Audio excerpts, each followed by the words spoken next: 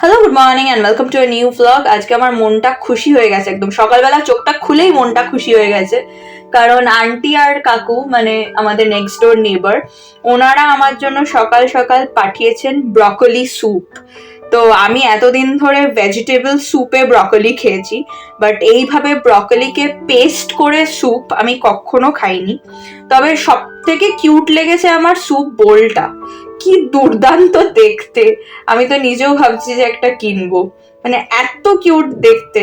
আর আমি ভাবছি রেসিপিটাও চাইবো আন্টির কাছ থেকে, কারণ ব্রকলি স্যুপ এই জিনিসটা আমার কাছে খুব নতুন। তো চিয়া সিডকে টাটা বাই বাই বলে আজকে যে ব্রকলি স্যুপটা খেতে পেরেছি, সেটা আমার বেশ ভালো লেগেছে, অন্য রকম লেগেছে। এবং বিশ্বাস করো, দুর্দান্ত খেতে ছিল। যে কোনো রেস্টুরেন্ট এর থেকে ভালো বানাবে না, এতটাই ভালো খেতে ছিল। লাঞ্চে রয়েছে ভাত, চিকেনের ঝোল। মায়ের আবার মনে হলো যে না, তুই শুধু এক পিসই খাবি। আমি বলেছিলাম যে আমি শুধু লেগ পিসটাই খাবো, বাট মায়ের শান্তি হলো না, তাই জন্য আরেকটা পিস নিলাম। আর এদিকে রয়েছে পোস্ত বাটা। আজকে মানে সারাটা দিন খাওয়া দাওয়াতেই কেটে যাচ্ছে। এত ভালো ভালো মেনু, এত পছন্দের মেনু যে বলার মতন না। সকালবেলা তো আমার মনটা খুবই খুশি হয়েছিল ওটা দেখে, কারণ রোজ রোজ চিয়া সিড খেতে কারই বা ভাল লাগে। আর তারপরে টেস্ট করার পর তো আমি জাস্ট ফ্ল্যাট হয়ে গেলাম, এতটা ভালো। তো সন্ধ্যাবেলা চা নিয়ে বসেছি, আর তারপরে বাবা বেরিয়েছিল বাবার নিজস্ব কিছু কাজে। তো ফেরার পথে আবার মনে করে আমাদের সকলের জন্য কেক আর প্যাটিস নিয়ে এসছে ইয়ের থেকে, মিও আমরে থেকে।